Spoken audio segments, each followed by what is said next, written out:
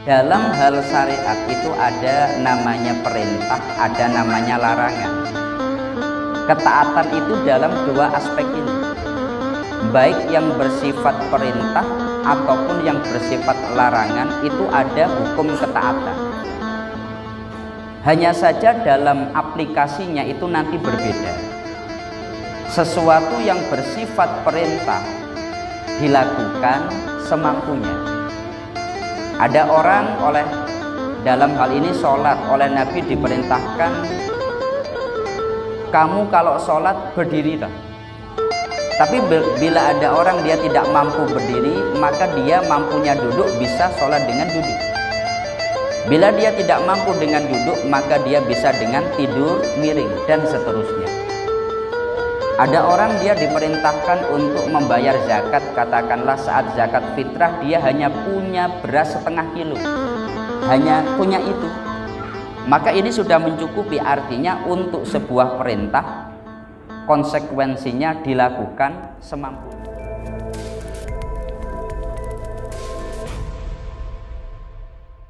Assalamualaikum warahmatullahi wabarakatuh.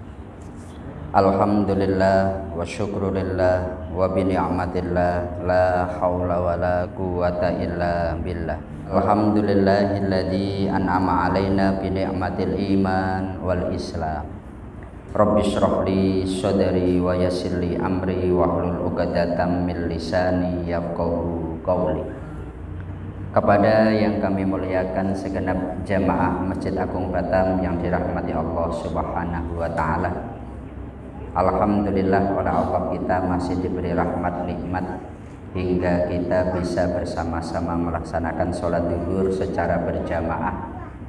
Dan insya Allah siang hari ini kita akan memulai kembali kajian tafsir Imam Asy-Syafi'i selama hari Selasa, Rabu, dan Kamis setelah sholat zuhur, kurang lebih selama 7 menit ke depan.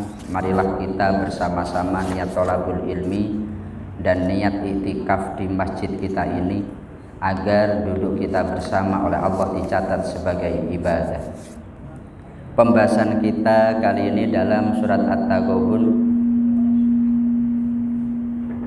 ayat yang ke-12. Allah berfirman, wa'ati'ullaha wa'ati'ur rasul fa in tawallaitum fa innama 'ala rasulina al-balagh, yang artinya taatlah kepada Allah dan taatlah kepada Rasulnya. Bila kalian berpaling, sesungguhnya Rasul kami berkewajiban untuk menyampaikan amanah Allah dengan jelas. Di dalam kitab diriwayatkan bahwa Imam Asy-Syafi'i beliau berkata, setelah menjelaskan tentang hadis sahabat Mu'ad yang diutus oleh Rasulullah menjadi seorang hakim di Yaman, Nabi bertanya kepada sahabat Mu'ad, Mu'ad, bila kamu dihadapkan satu masalah kemudian kamu diminta untuk menghukumi, maka bagaimana cara kamu menghukumi? Maka sahabat Mu'ad menjawab, bi kitabillah, dengan Al-Quran.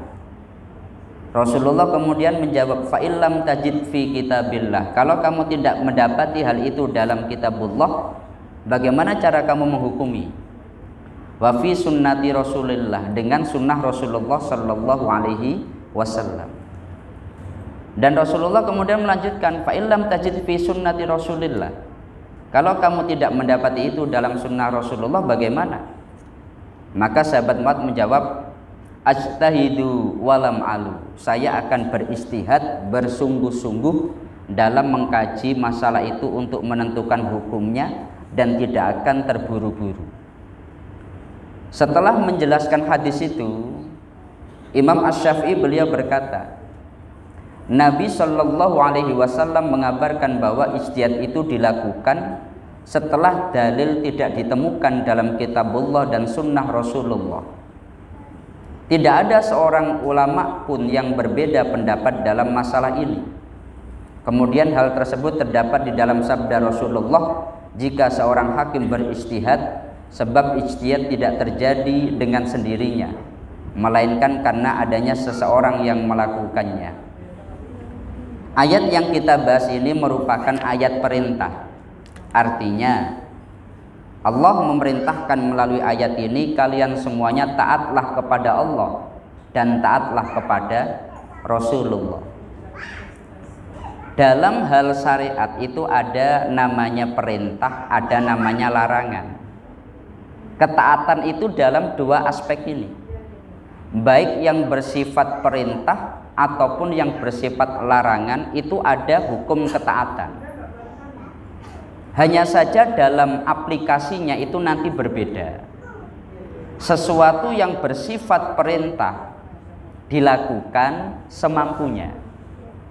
Ada orang dalam hal ini sholat, oleh Nabi diperintahkan, kamu kalau sholat berdiri. Tapi bila ada orang dia tidak mampu berdiri, maka dia mampunya duduk, bisa sholat dengan duduk. Bila dia tidak mampu dengan duduk, maka dia bisa dengan tidur miring, dan seterusnya. Ada orang dia diperintahkan untuk membayar zakat, katakanlah saat zakat fitrah dia hanya punya beras setengah kilo, hanya punya itu. Maka ini sudah mencukupi, artinya untuk sebuah perintah konsekuensinya dilakukan semampunya. Tapi bila bersifat larangan, maka tidak bisa meninggalkan larangan semampunya, itu nggak bisa. Harus secara total. Katakanlah ada orang biasa minum minuman keras 1 botol, wah saya belum bisa meninggalkan 1 botol, saya minum 1 teguk saja nggak apa-apalah. Kalau 1 botol nggak bisa, itu nggak boleh. Karena dalam hadis Rasulullah menyampaikan, idza amartukum bisyai'in fa'tu minhu mastata'tum wa idza nahaitukum anhu fajtanibuhu.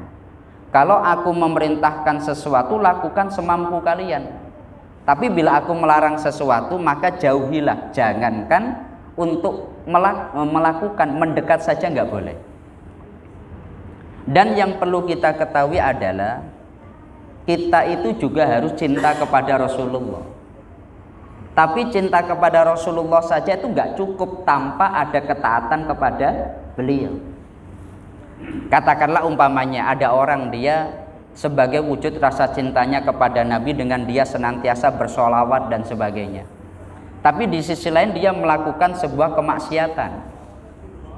Maka dalam hal ini kalau kita baca di dalam kitab-kitab yang disusun oleh para ulama-ulama yang muktabarah, satu contoh di dalam kitab Nurul Mubin fi Mahabbati Sayyidil Mursalin karya Hadratus Hasyim Asy'ari, cinta kepada Nabi itu ada tandanya, ada alamatnya. Cinta kepada Rasulullah itu ada kriterianya, ada sifat-sifatnya. Salah satu wujud cinta seseorang kepada Nabi adalah dengan mentaati perintahnya. Maka dengan hal ini ketika seseorang dia mengaku cinta kepada Rasulullah, mau tidak mau dia harus memiliki ketaatan kepada apa yang menjadi perintah Rasulullah Sallallahu Alaihi Wasallam. Dan dari hal ini maka kita harus bisa begini, menundukkan semua ego kita bersama. Saya ulangi, menundukkan semua ego kita bersama. Sebagaimana yang disampaikan oleh Imam Asy-Syafi'i, bila di hadapan kitabullah dan di hadapan sunnah Rasulullah, semua orang harus tunduk.